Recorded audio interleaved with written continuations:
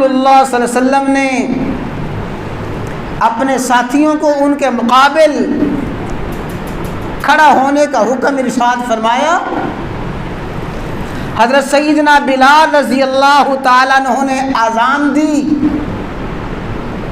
اور اسی عالم میں لشکر اسلام نے نماز فجر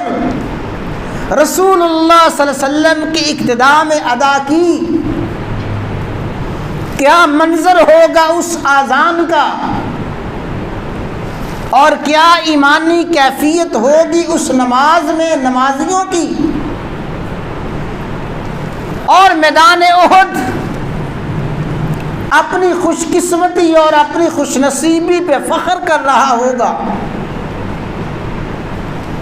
یہ عین تلواروں کے سائے میں نماز ادا کرنا اور دشمن کی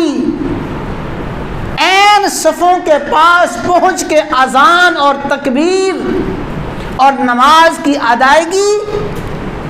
یہ معاذ اللہ ثم معاذ اللہ کوئی جذباتی پن نہیں ہے،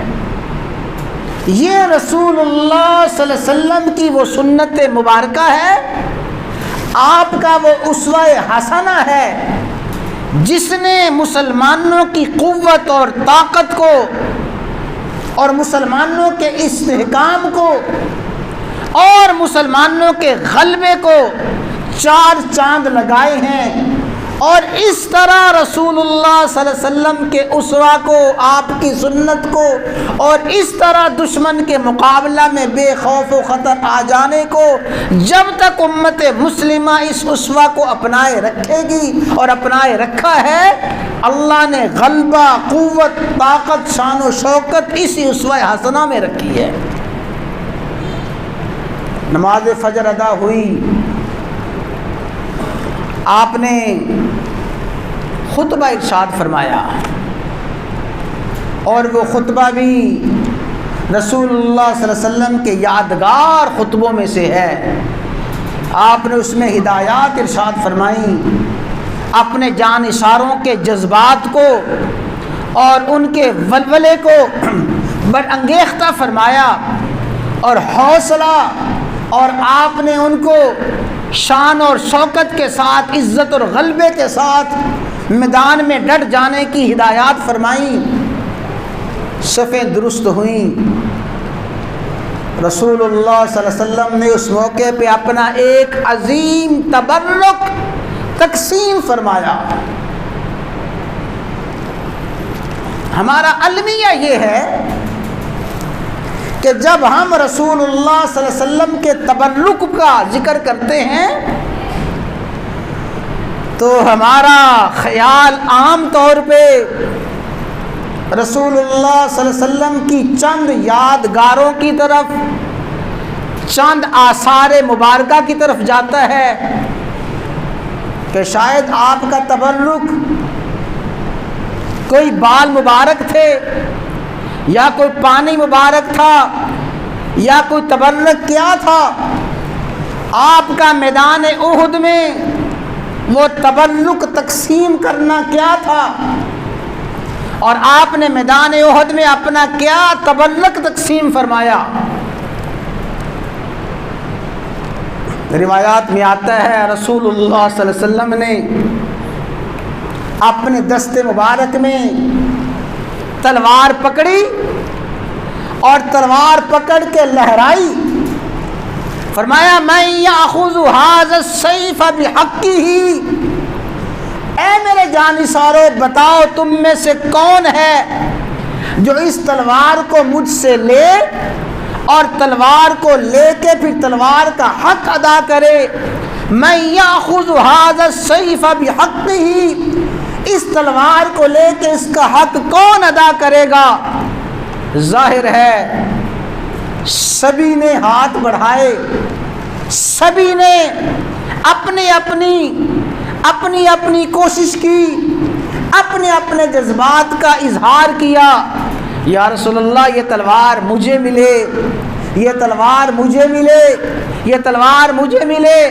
رسول اللہ صلی اللہ علیہ وسلم سارے صحابہ کے جذبات کو دیکھ رہے ہیں، احساسات کو دیکھ رہے ہیں، انہی جذبات کا اظہار کرنے والوں میں ابو دجانہ رضی اللہ تعالی عنہ بھی ہیں۔ ابو دجانہ بھی انہی امیدواروں میں ہیں جو اس تبرک کا حصول چاہتے ہیں، اس تبرک کو حاصل کرنا چاہتے ہیں۔ ابو دجانہ پوچھتے ہیں ما حقہ یا رسول اللہ، آقا آپ نے یہ تو فرما دیا ہے اس تلوار کا جو حق ادا کرے گا اس کو یہ تلوار ملے گی، یہ بھی تو فرما دیجئے اس تلوار کا حق کیسے ادا ہوگا، اس تلوار کا حق کیا ہے؟ فرمایا ان تضرب بہ العدو، جو مجھ سے یہ تلوار لے اور اس تلوار کا حق ادا کرنا چاہے اس کا حق اس وقت ادا ہوگا اس تلوار کے ساتھ وار کرے، اس تلوار کے ساتھ دشمن کو مارے، دشمن کے ساتھ لڑے،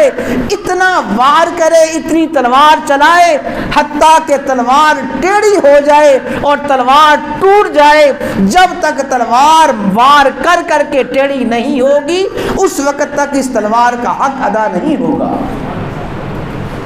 من یأخذ ھذا السیف بحقہ، کون اس تلوار کو لے گا؟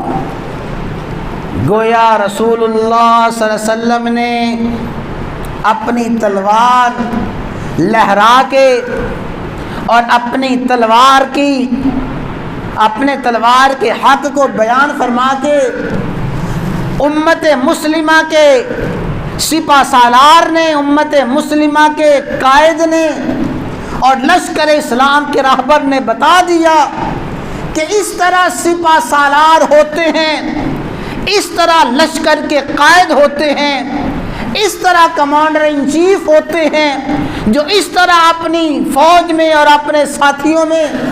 اسلحہ تقسیم کرتے ہیں، ان کو تلواریں دیتے ہیں۔ تو ابو دجانہ رضی اللہ تعالیٰ عنہ کہنے لگے یا رسول اللہ انا آخذ بحقہ،